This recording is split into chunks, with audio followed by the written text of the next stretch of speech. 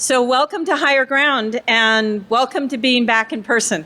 It is so amazing seeing everybody. It is so amazing that BSides Las Vegas actually did this virtually last year as well. My name is Kathleen Smith. I'm the lead for Higher Ground. We've had Higher Ground for 7 years because we know that people will talk about that there's this workforce shortage, but other than throwing a lot of job descriptions at it, a lot of people are not changing the conversation. So this is a safe place for you to be able to have those conversations. What do I do with my resume? What do I do with this? How do I do interviewing? What do I do mapping as far as my career is concerned? So today we will have 3 great presentations, 10:30, 11:30, and 2. And then at 1 o'clock we also have recruiters from the industry that I trust and career coaches that I trust coming in to meet with you and talk with you one-on-one about those sessions. So I really wanted to kick off Higher Ground with a presentation about career mapping. Because when you talk about your career, a lot of people move from position to position just looking for the new title or the new salary, rather than how do you develop as a professional? How do you develop to the next step that will fulfill you as a career professional, rather than just fitting in the next cubicle? So with that, I would like to introduce Steve Winterfeld on his presentation on a career in cybersecurity. Thank you.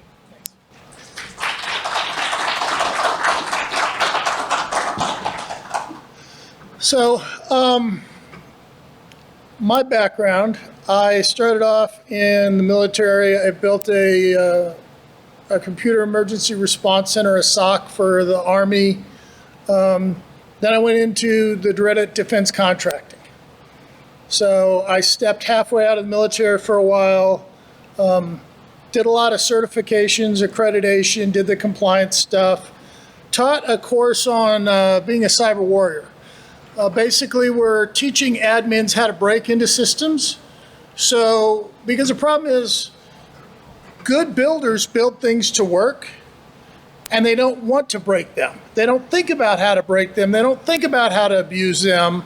And so they just build things to work, not build things to be safe. Switched over, went to Nordstrom's. My wife is still mad that I left that discount. Ran their bank. Nordstrom had a bank for a while, for a long time. They were one of the last 2 retailers to have their own bank. Nordstrom's and Cabela's were the last 2, and they both got rid of their banks because the regulation was too burdensome. Then I went over to Charles Schwab and built out their threat intelligence and incident response. The reason I'm so passionate about today is I got caught up in a riff. And I was just kind of doing like most of us do. My career was managed by what opportunity came in front of me. And suddenly the company shrank, the CTO, I, and a bunch of others were looking for a job. And so I really had to sit down and think about what I wanted to do. Did I want to stay in defense contracting, get out, and all those kind of things? So I want to share that kind of a journey and some of those experiences. And so today, we're going to do 3 things. We're going to talk about people coming into the career. How should you advise them? What should you think about when you're coming in? How do you build a stronger you for your career? And then how do you figure out where you want to go? So the first thing is somebody's coming to you and they're like, I hear cybersecurity makes a lot of money. I want to get into cybersecurity. So I generally kind of talk to the person about where would they fit? Where would they be successful? If I would have been put into compliance right away, I don't know that I would have been successful. I'm happier in an analyst role. And so I got lucky, and the first job I was offered was an analyst role. So again, I don't know. I didn't manage my career as much as take advantage of opportunities. And so, do you like to build things? Do you like to design? Do you like to go home having accomplished something? There are a lot of us that spend days and go home and not necessarily have something we accomplished that week, that month. Builders love to get things done. Building has kind of changed lately.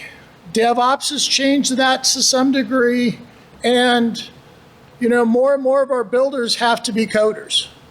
Used to be you would come in and you would build a server and put file integrity management on this server. You would put data loss prevention on this server. You have antivirus agents being managed by this server. And I managed systems. I managed different things like that. That is changing. And I will tell you the one thing that is true about cybersecurity. What would you guess the half-life of a cybersecurity skill is? 6 months? I would say 18 months for most cybersecurity skills. If you don't like to adapt, learn, and change, this is not a fun career field. So I'm talking to my engineers now about, are they going to become developers? Are they going to become cloud architects? Are they going to become coders? What are they going to be relevant in 2 years?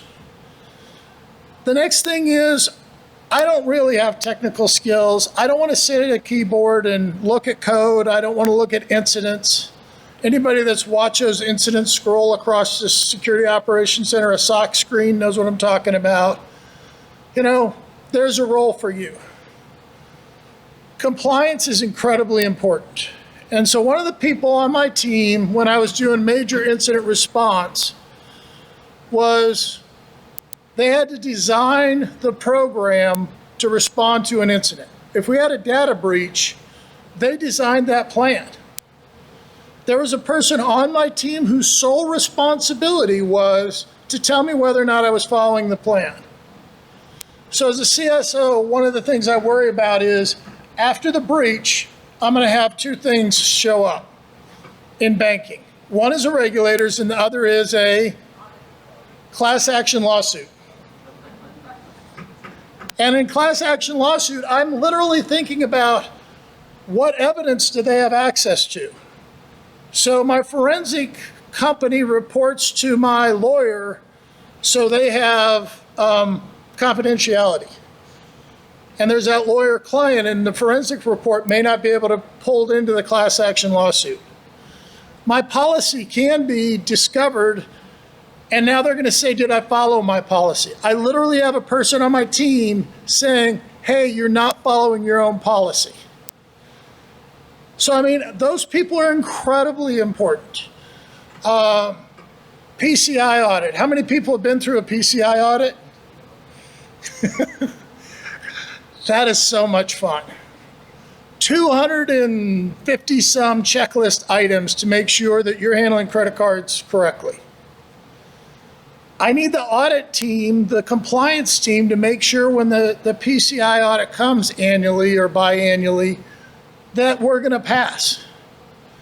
And so these are people that are involved in strategy. These are people that are involved in actual incidents. They're not your audit team. They're part of your security team. And it's a very important job. Now, the last is your analyst. So what is an analyst? Your SOC operator.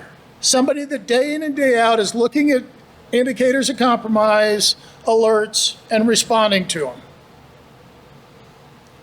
Your incident response team, which is different than your SOC operator. Your forensics team. Your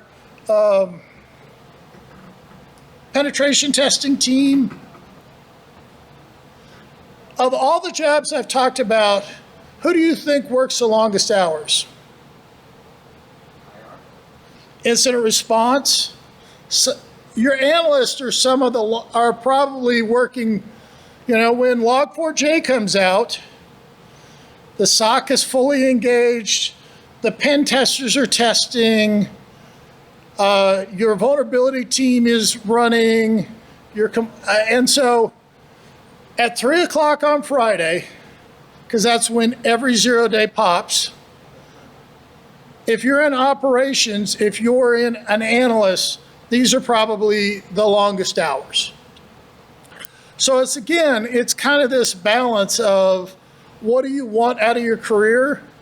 Do you want to go do your job, be done at 5, go home. Compliance is your best bet. Those people have fewer crises than, we just got a patch, so we need the engineers here this weekend to push the log4j patch.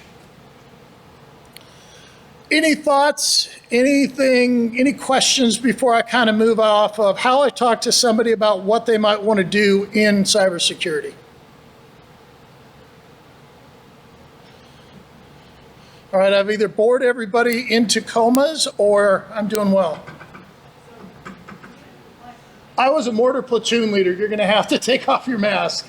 To get into compliance, do you think that you should have a cybersecurity progression, different things to be done before you become a compliance officer? To get into compliance, what skills or what do you need? Actually, the compliance people I'm the most happy with have writing backgrounds. They can give me competent documents. So I tend to look to that first. I'll take people out of audit backgrounds. A lot of people come in and are very solid from that. Those would probably be the first two things I personally think about. So the next thing, you're in your career. And so again, I have 3 things. I have 3 sections with 3 things in each. I did not do that by design. And this one is, the first thing is, if you're a compliance analyst, what do you need to be an expert in? What you're doing. So when I was at the bank, I had compliance experts who had not read the FFIEC. The FFIEC is the governing document for banks. And I'm like, how are you on the compliance team and you haven't read the regulation that you're responsible for? It's just negligence. You need to be an expert in whatever you're doing. That means continuous learning. It means constantly coming up with ways to think about, thank you, what you need to do. And so being an expert, constant training, constant development. I'm going to drop down to the bottom here. Every 6 months, I pick a new topic that I want to be an expert in. Last year, my entire year was devoted to artificial intelligence. The first 6 months of this year was devoted to the industry of fintech. And there's fintech, and there's insurance tech, and there's reg tech. But what does all this mean? What is this doing? How does it affect the market and how we're approaching the market at Akamai? The next thing is you have to understand how to be a good partner. So this next 6 months, I'm actually studying marketing. It is hard for me to study something that I'm not excited about. But if I want to be a good partner, I already know what the CFO does because I studied that early in my career. I already know what, a lot of my partners does. So I said, what is the weakest stool? What is the weakest leg in my stool? And I said, it's marketing. So for 6 months, I've got a mentor. It's the head of marketing in Akamai, who's now in another company, but still my mentor. And I'm becoming an expert with my partner. So you have to be good at what you do. The next is you have to be able to lead. Now, there are 2 things you can lead. You can manage a project or a product, or you can manage a team. Very few people are going to be able to get through their entire career and not manage either. If you're just pounding out code all the time, you're probably still managing your projects. Right now, you're going to go get certified as a Scrum Master. And that's how you're going to manage. That's the certificate and the leadership style that you're going to leverage in some companies. But you have to be able to lead. And so what does that take? How many people would like to come up here and take my place and be in front of people speaking? Some are comfortable there. I had an analyst, I said, listen, if you want to move forward, you're going to have to be able to share your thoughts. You're going to have to be able to get in front of the group. You're going to have to stand in front of the CEO, the CFO, and the CISO and tell them why you think we had a data breach. Or I'm going to do that, and you're going to sit there and not get credit for what you did. I'm fine doing that for you, but if you want to grow, if you want the job I have, you got to be able to stand up here. And he went to Toastmasters, which I was surprised is still around and still doing well, and Toastmasters got him to the point where he could go do that. He developed the skill to be a leader, to stand in front, to share his ideas, to fight for what he thought. There are a number of books out there on how to be a leader. There are a number of ways you can do it. A common way I've encouraged my team is, if you don't want to do it at work, go volunteer. You can be on the B-sides here. They need members of their committee. There are so many places you can go volunteer to develop your skills. Project management, there are just a ton of certifications. How many people have heard of PMP? How many have a PMP? You know, it's another, we'll talk about certifications and how useful or useless they are later, but again, it's another way to go get certified, to develop your skill set. For me, sometimes I need an artificial deadline. Like when I said I was going to study artificial intelligence, after 2 months, do you know how much time I spent studying artificial intelligence? Yeah, I saw a couple zeros. It was pretty close to zero. It was pretty close to zero. So I went out and I signed up for a course to give myself an artificial deadline, because I know I need that. Yeah. Some people recommend just paying for the certain part of the calendar. That means your money's on the table. Yep, I like that. You know, if you put your money up, you're more likely to follow through. Even if it's a company's money, the company's going to hold you accountable. So yeah, and that's what it was for me. It was that artificial deadline. Now, marketing, I'm doing fine, because again, I have a mentor, and I have a meeting with my mentor, and they're going to say, did you do what you said you were going to do? And because I picked a mentor I have respect for, I'm really not going to show up to that meeting and be like, no, I blew off everything we agreed to. But how to become a great leader? The other thing is how to get rid of bad habits. So my first leadership job was in a very specific industry. I was an airborne ranger, a lieutenant in the infantry. And it comes with a very specific leadership style. I am now pleasantly surprised when people are surprised I was in the military. It took a while to get rid of bad leadership styles. And you can learn as much from a bad leader as a good leader. Things you don't want to do. But again, what's your goal? And the last is, if you don't understand how your company makes money, can you tell me what the risk is to any incident that happens? No. So, how many people subscribe to CFO magazine? I mean, why not? Why aren't you learning what your company cares about? If you want to, by the way, if you want to get money out of the CFO for your next project, you should speak the same language he speaks. You know, so again, understanding how your company makes revenue, reading your 10K, understanding if there's a cyber statement in your 10K if you're a public traded company is important. Now again, how important is that to a SOC analyst? Day in and day out, probably not important. But if you want to grow into the future, these are the skills I want you to think about developing now. is all three of these should be well-rounded. And for me, I prefer a structured forward. Now, learning styles is another thing that I found interesting.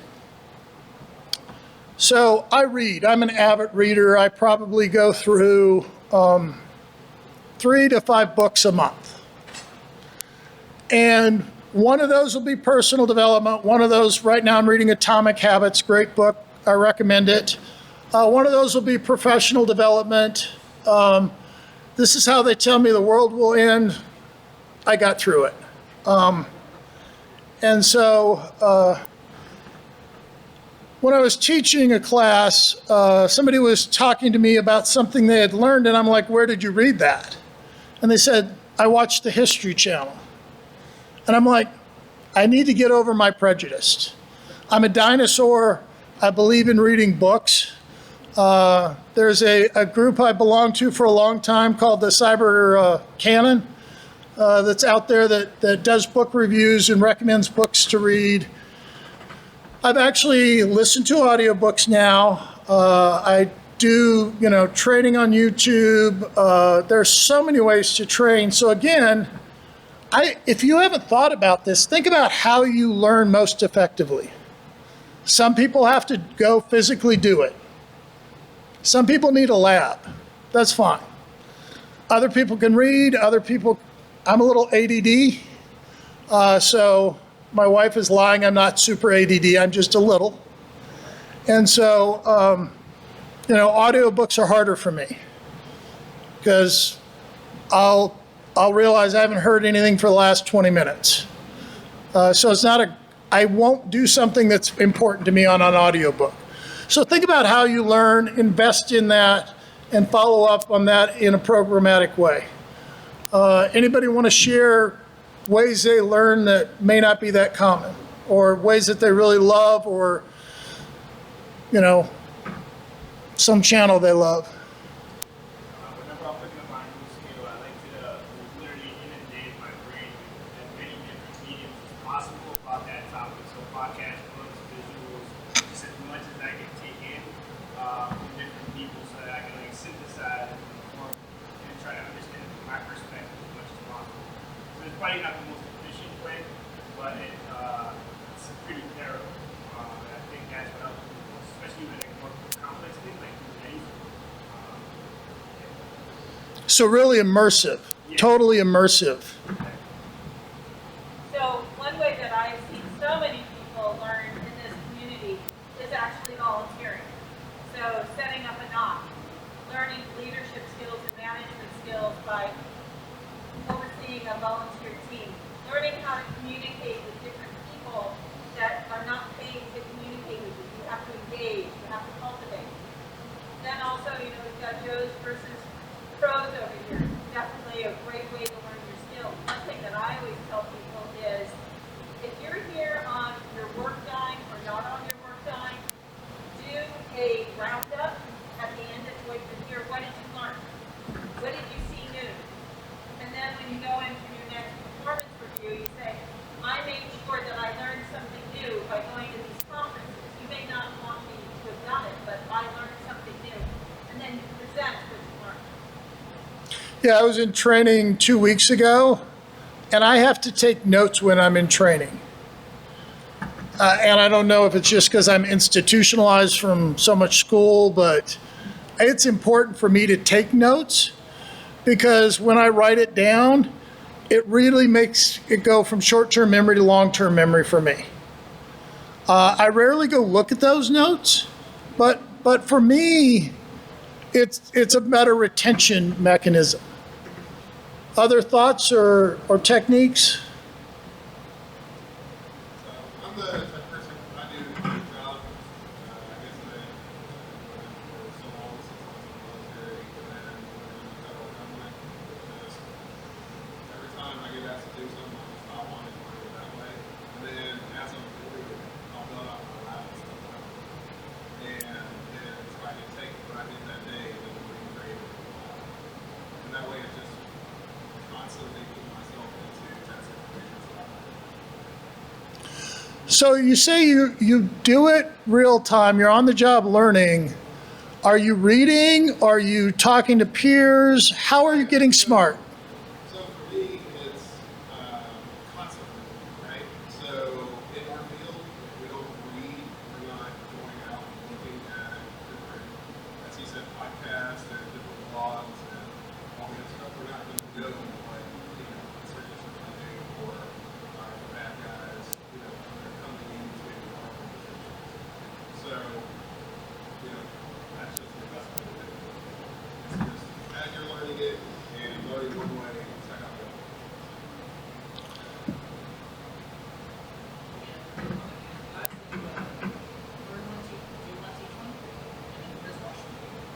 So I learn, I do, I don't teach it, so I really learn it, and then I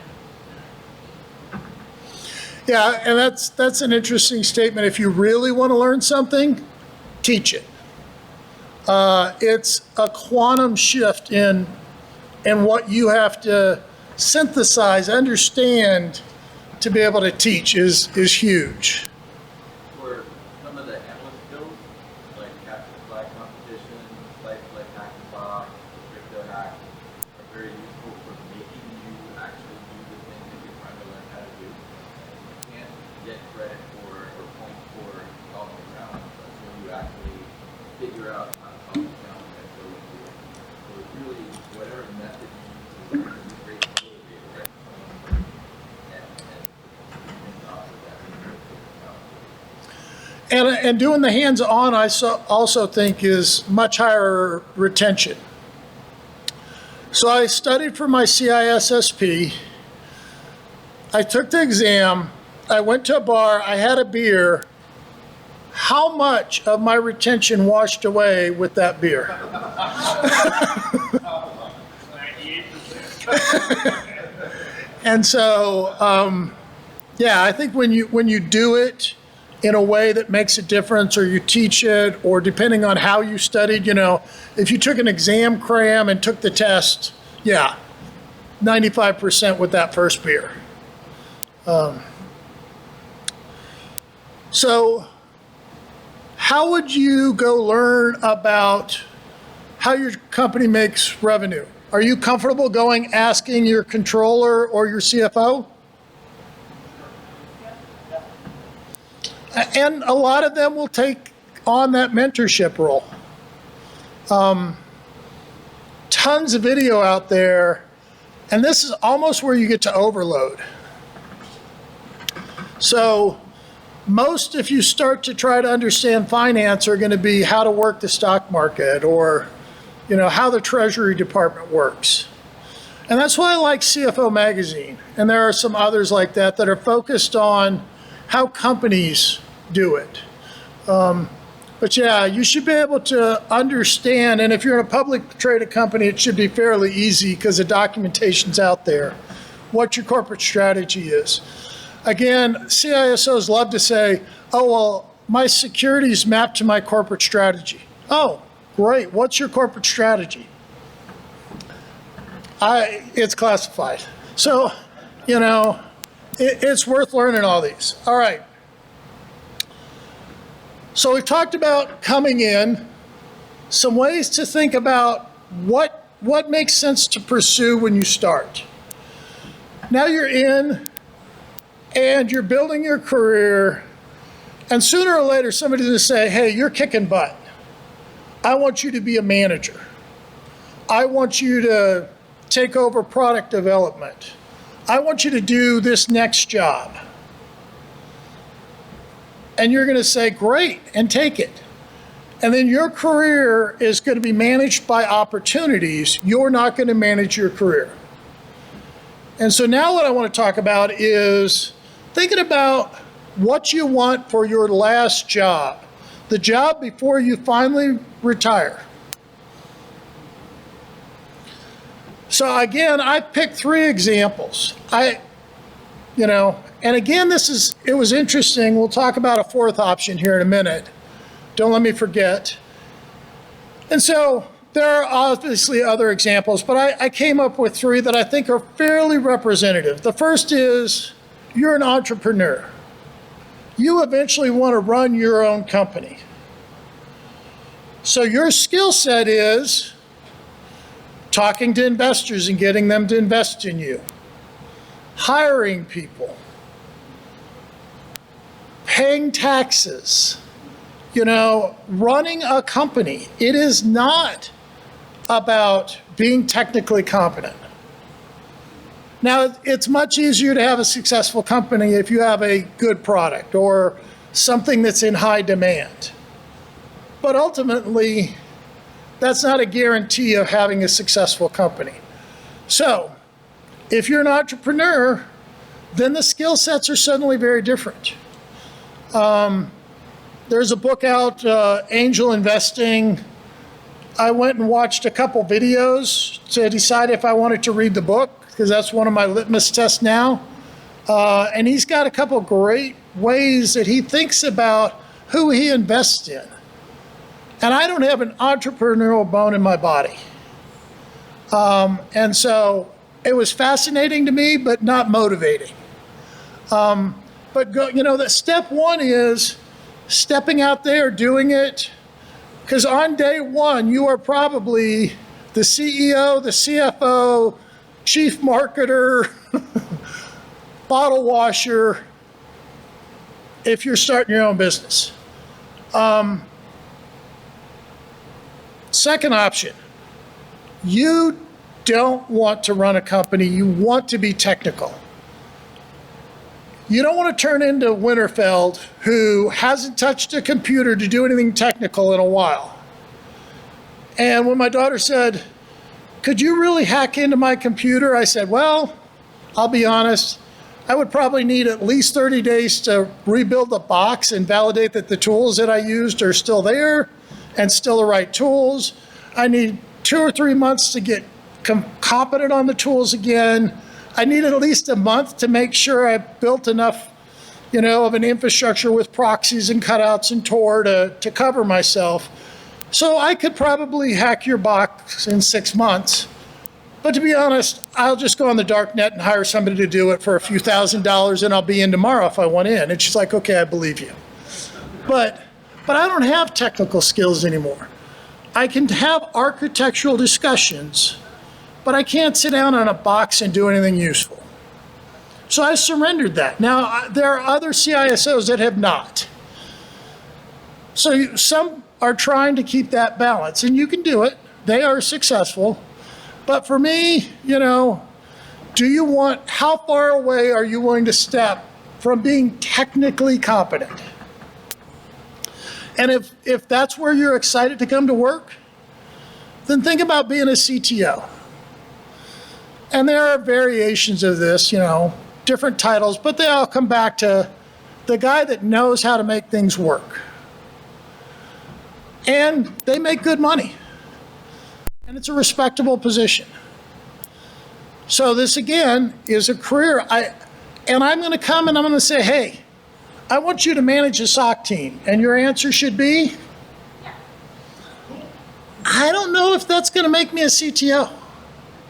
Can I manage the architectural team? Can I become the principal architect? Does being a SOC manager get me to being a principal architect?" All right, so I kind of challenge on that one a little bit. So if you're going to be a security CTO, you should know how SOC works. So if you were to actually do SOC operations, manage the SOC a little bit better, I'm not saying that you're fully going to be immersed in, your whole goal is going to be managing, like going into the leadership portion, but at that time, you need to know how to put together a SOC, what it's going to take, all of that, because as a CTO, you're actually going to go to a customer and talk about new tools, new avenues, and everything else, but you need to be able to speak that language for the SOC. Because if you go talk to a security professional and you can't speak the language, as a CTO, or even as a CISO, they're not going to listen. So going back to the previous slide, you need to be technically competent, you need to have leadership skills and revenue skills. So a CTO needs to have leadership skills. If the CTO is in a MSSP, then I would agree with you. If the CTO is, securing, let's say the product is data loss prevention in the cloud, then the example is, I don't know that they would need as much management skills, and an MSSP definitely would. Well, I'm not saying so much the management skills, it's the knowledge of actually just Correct. being in SOC, knowing SOC, that kind of thing. That was the avenue to get into a SOC, is having to take the leadership role at that time. Cool.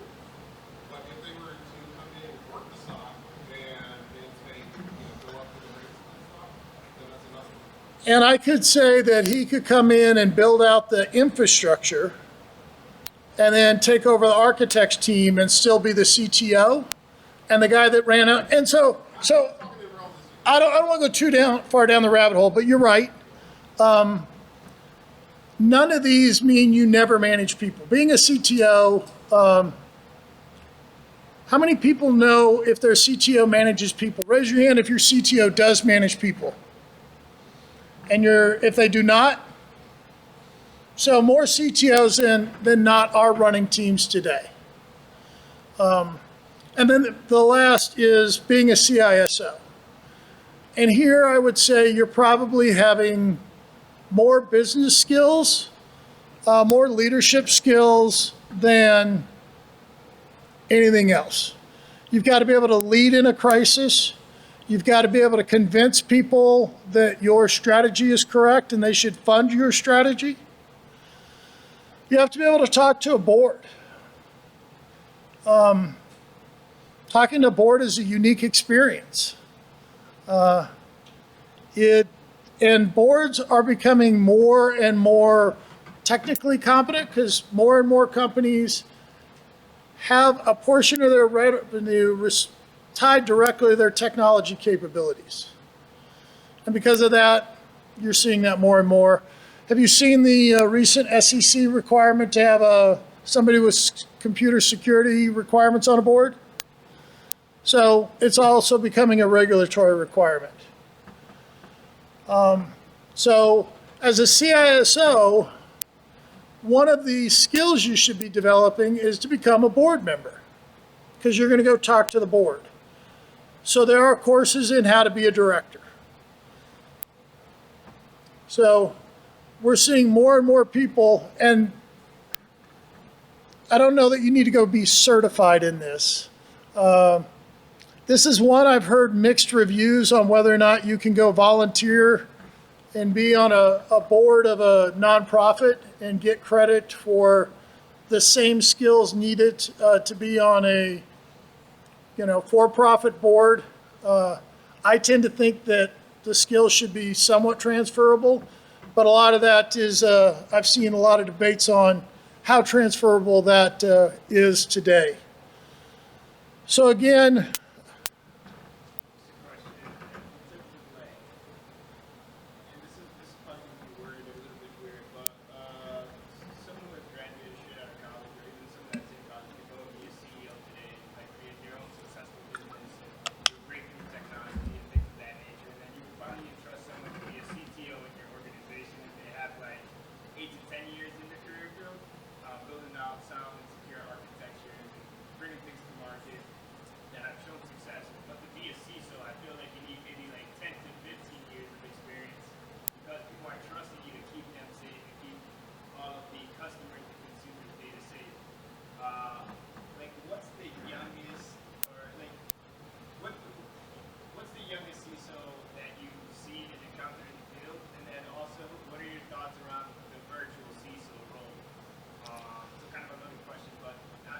so the question is, when do you see someone being ready to be a CISO, and what do you think of the virtual CEO CISO, and what do you think of the virtual CISO? If you're a startup, the qualifications are a lot lower, and everybody there is accepting higher levels of risk. Typically, once a company makes it around 10 to 50 million in revenue, they start going away from the startup culture to a process-driven culture, because you have to. When you start getting, not everybody knows Sally runs travel. You know, you need a process to run travel, not a person. And then when you get up towards the Fortune 5000, Fortune 500, then there's real financial responsibility and experience, and it goes along with it. So, you know, I don't have a problem with people coming out of college and taking a role as a startup, because everybody there kind of knows how much risk is being.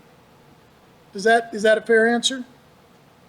I believe so, yeah. So I'm just thinking about the general path that folks take to become a CISO and comparing it to CEO and CTO.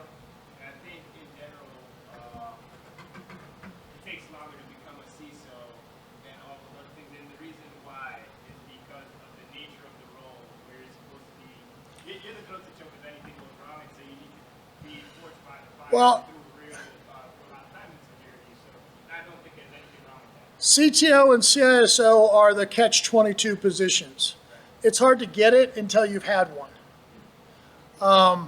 And yeah, that's why you see people have taken a step back in their career to get a title, to move forward in the long run. And all those rules are in constant flux. I have no advice on whether or not that's a smart move. The second question was around the virtual CISO. So I feel really bad about this. I don't know if any of you listened to CyberWire, but Rick Howard on CyberWire and I were talking to RSA, and I was talking about the virtual CISO, and he goes, yeah, we should talk about that on one of my shows. And we both kind of agreed on our stance. And before I got on the show, I did some research, and there are virtual CFOs. There are virtual CEOs. And the thought process is, I have a startup company. I don't want to be my own CEO because Winterfeld said all those things that I don't want to do. I don't want to do marketing. I don't want to do hiring people. I want to be like the chief technical officer that's also the CEO. So I get a virtual one.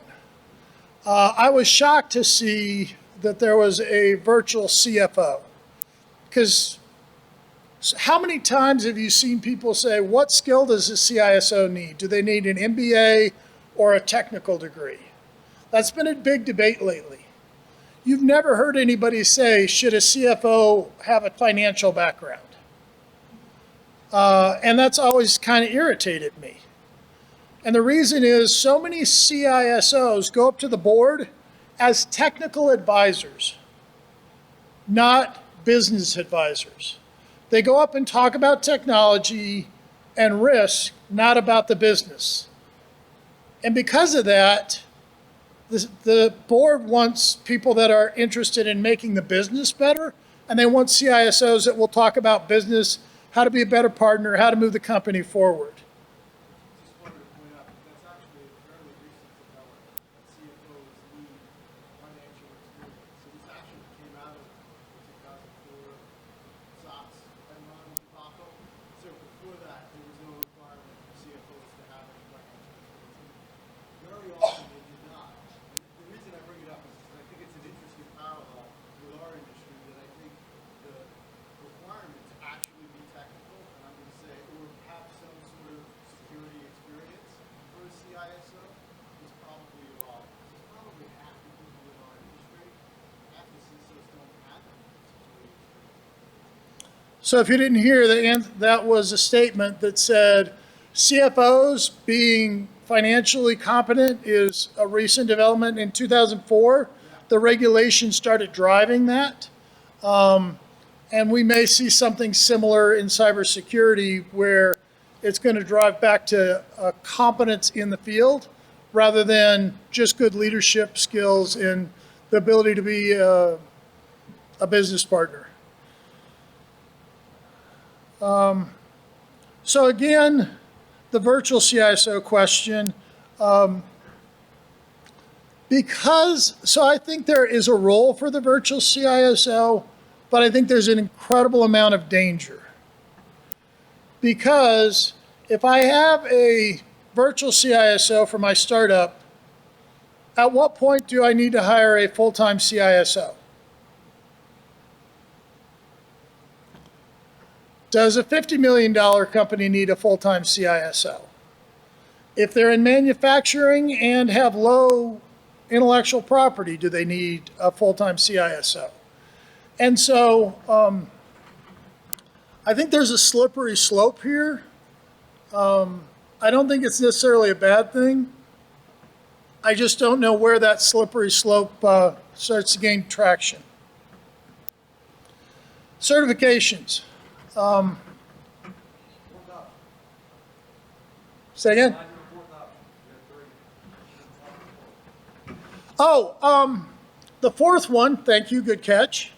I was mentoring somebody and I was going through my shtick, and he says, well, what if my final job is to be a husband and a father?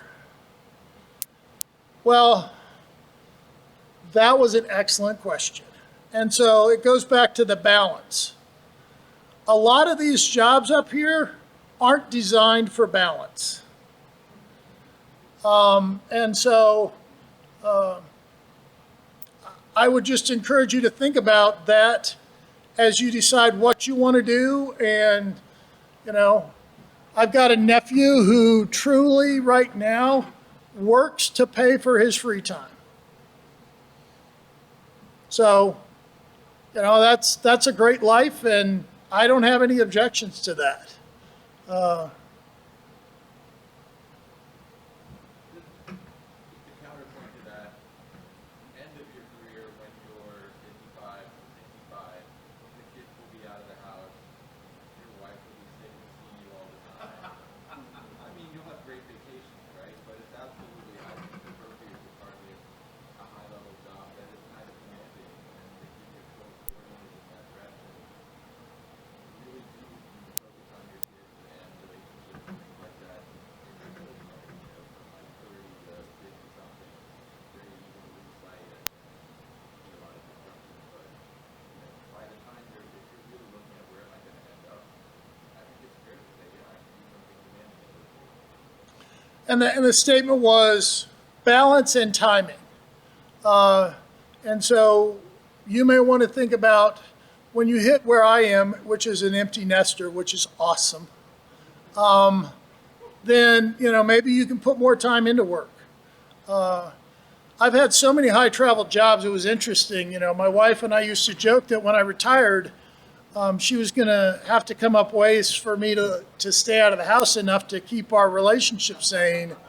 And fortunately, after the lockdown, we discovered we still like each other, so retirement's going to work out. But yeah, that life balance is incredibly important. Certifications. So basically, they'll get you through the HR gate. That's all certifications are for, in my opinion. If auditors love them, I have my SOC go through an internal certification program because auditors now say, oh, well, they're certified, they're good. So yeah, certifications are an HR gate. If you're interested in a job, spend some time on LinkedIn and see what certifications are required for the field you want to go into. And then you know. So if you're going to go look for a job, here's my list. If you're looking for a job and you're not looking 20 to 40 hours a week, you're not looking for a job. Looking for your next job is a full-time job. And so if you're not giving me 20 hours a week, I'm not going to help you find another job. Have a plan, execute it. Things like, you know, activate your network. Who are the 20 people that can help you find a next job, and do they know you're looking? LinkedIn and your resume should look the same, and they should only talk about the impacts you've had. That's what I'm looking for. What did you accomplish? What did you do? I don't care about your job titles or your duties. What did you accomplish? Go in, decide on your budget, decide on whether or not you're willing to move, decide how important a title is before you start. Those are discussions to have with your family. Practice interviewing. Nobody here would go try to run a marathon tomorrow. You got to train. Practice negotiation, practice interviewing. I've been interviewing a lot of people. I forgot when I went to go interview, they're different muscles. So I had to go get back in shape to actually do an interview. And the last and most important thing, have an emotional support system. You will be told no 20 times before you get your job. Make sure you have a buddy or somebody, your wife, whoever it is, a support system to help you get through this. Thanks for your time. One quick thing, you mentioned LinkedIn, so one is nice for everybody. The hiring managers that are hiring, send them a message. If you're looking to get into that role, send them a message on LinkedIn. They're more than willing usually to have a conversation, a phone call, or even a chat to talk about the role and what's involved. That's a great way if you're looking to segue. Yeah, most of you will find a job through somebody you know, not a cold call.